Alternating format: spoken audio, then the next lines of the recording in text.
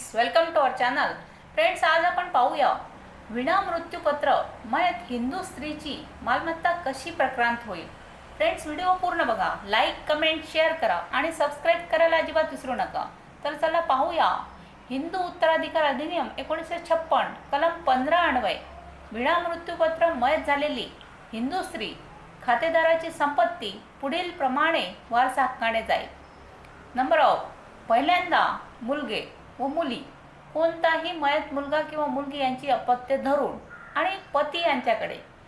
Number 2, दुसऱ्यांदा पतीच्या वारसाकडे. Number 3, तिसऱ्यांदा तिच्या माता आणि पिता यांच्याकडे. नंबर 4, चौथ्यांदा पिताच्या वारसाकडे. आणि नंबर 5, शेवटी मातेच्या वारसांकडे प्रक्रांत होईल.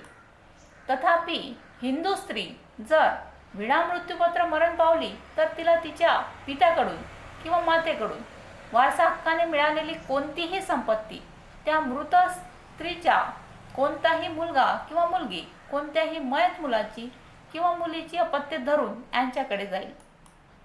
असे वारस नसल्यास अशी संपत्ती मृत स्त्रीच्या पित्याच्या वारसाकडे प्रक्रांत होईल आणि हिंदू स्त्रीला तिच्या पतीकडून किंवा तिच्या सासऱ्याकडून वारसा हक्काने मिळालेली कोणतीही संपत्ती त्या मृत स्त्रीचा कोणताही मुलगा किंवा मुलगी कोणत्याही मयत मुलाची किंवा मुलीची अपत्य धरून यांच्याकडे जाईल.